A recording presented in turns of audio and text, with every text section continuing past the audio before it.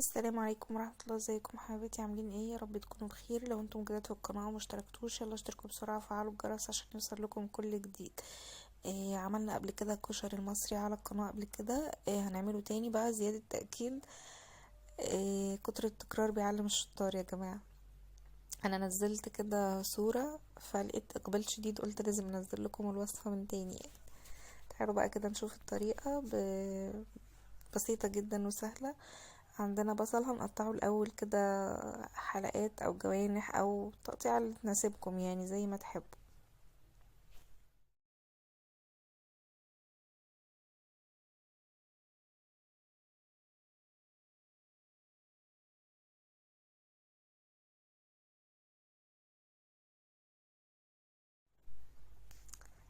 بصوا، هنحاول نرفعها شوية، يعني مش رفيعة قوي ومش تخينة قوي.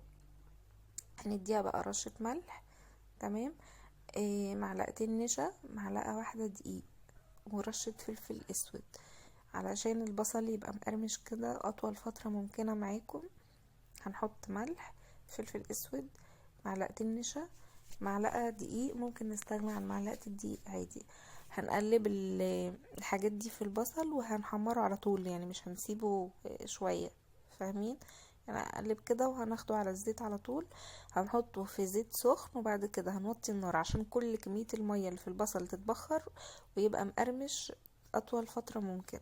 بعد كده لما يبدأ خلاص، يعني تحسوا انه المية اللي فيه اتبخرت كده، هنعلي النار علشان يبقى ناشف. تمام. عندنا كمية كويسة، دي الحلة اللي هنعمل فيها الرز. تمام. هنحمر البصل كده كويس. تمام. وعندنا هنا المكونات الأساسية، عندنا عدس أنا نقعاه وشعرية ورز. تمام. هنحمر بقى الشعرية مكان البصل. لو حاسين الزيت كتير هناخد من الزيت علشان هنعمل منه الدقة والصلصة. هنحمر الشعرية لحد ما تاخد لون ذهبي، هننزل عليها بالعدس والرز والبهارات، ملح، فلفل، ملح، كمون.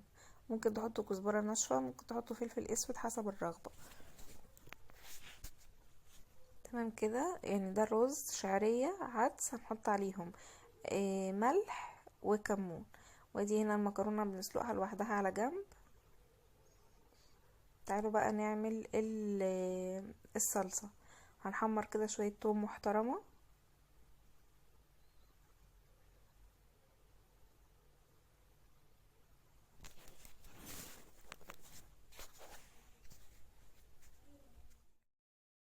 اول ما التومة تبدأ تاخد لون فاتح كده، هنحط بقى ده كمون، كزبرة ناشفة، شطة، ملح. تمام. يعني ملح، كزبرة ناشفة، كمون، شطة. الشطة كمان اختياري يعني. بعد كده هننزل بقى لما التومة تاخد لون، هننزل بعصير طماطم وهنسيبهم يتسبكوا على جنب. تعالوا بقى نعمل الدقة. هنحمر برضو كمية توم كده كويسة، ولما تبدأ تاخد لون هنحط برضو نفس البهارات. هنحط كمون، لا هنا هنحط بس كمون وملح. تمام. بس بدأت تاخد لون كده فاتح، هنحط كمون وملح وهنطفيها بالخل. ماشي. انا كمان حاطه شطه هنا. هنطفيها بقى بالخل، وبعدين نحط عليهم كوبايه ميه، يعني كوبايه ميه ونص كوبايه خل كده مثلا، حسب الكميه اللي انتوا عاملينها. هنرجع برضو للطماطم دي هنضيف لها كده معلقتين خل. تمام. بس كده في ثواني بقى عندنا كشري، ما اخدش وقت ولا اي حاجه. بصوا، حلو جدا. لو عجبتكم الوصفه بقى ما تنسوش تعملوا لايك وشير وسبسكرايب للقناه.